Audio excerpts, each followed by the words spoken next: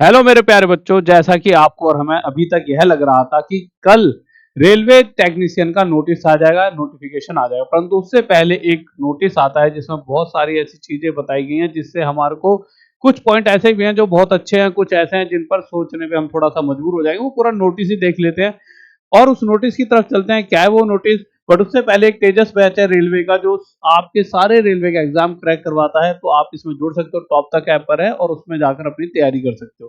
तो ये वो नोटिस है जो आपके लिए आया है, इसको पूरा पढ़ देते हैं। क्या है ये?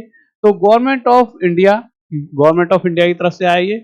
यहाँ पे लिखा है the general manager all zonal railway. Subject क्या है? Relaxation in upper age limit for direct recruitment to non registered post on the railways. यानी कि यहाँ पर ये बताया गया है कि जो एज लिमिट है उसमें छूट से लेकर, मतलब छूट यार इतने दिनों बाद वैकेंसी आई है तो एक छूट का मुद्दा बना के भाई छूट देंगे या नहीं, उससे रिलेटेड यहाँ पर ये नोटिस है। इसमें दो तीन चीजें और बता लेंगी। मार्च के अंदर ही आपका टेक्नीशियन की भर्ती का फॉर्म यानी जो कल आना है वो आ जाएगा या नहीं आ पाएगा, वो पूरा पढ़ लेते हैं, इसमें देर है। तो हम नीचे आते हैं, नीचे क्या क्या लिखा हुआ है।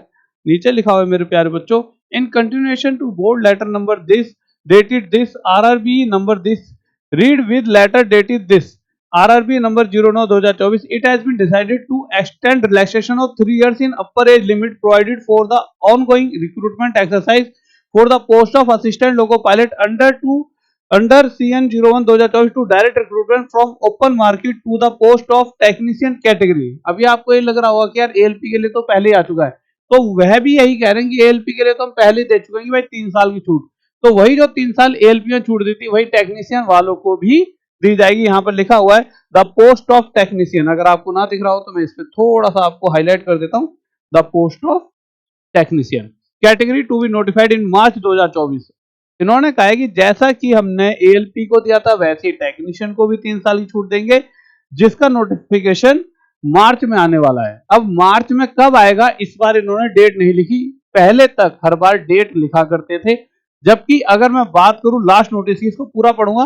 लास्ट नोटिस की बात करूं जो इनकी तरफ से आया था ये वाला कुछ दिन पहले, यहां पर भी इन्होंने साफ साफ कह के चले कि 9 तारीख को यानी 9 मार्च यानी कल आपका फॉर्म आने हैं टेक्नीशियन के, और जो कि 8 अप्रैल तक भरे जाएंगे। अभी ये पहले कुछ दिन पहले ही नोटिस आया था, बट अभी इस वाले के अंदर ये चीज क्लियर नहीं है। तो थोड़ा सा अगर यहाँ पर ये चीज लिख देते कि भाई 9 मार्च को आपके जो टेक्नीशियन के फॉर्म आने, बट ये नया नोटिस है और अगर इसमें नहीं लिखा गया तो थोड़ा सा ही हो सकता है मार्च में 9 की जगह 10, 11, 12 तक आ जाए।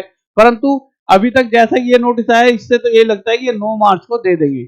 और नहीं भी देंगे तो यहाँ से एक चीज अच्छी भी है, हम इसमें नेगेटिव ही क्यों सोचे, पॉजिटिव ये है कि मार्च में ही फॉर्म आएंगे। मार्च में 2-3 दिन आगे पीछे आ जाएंगे, पर मुद्दा ये है कि हाँ मार्च में ही फॉर्म आने वाले हैं।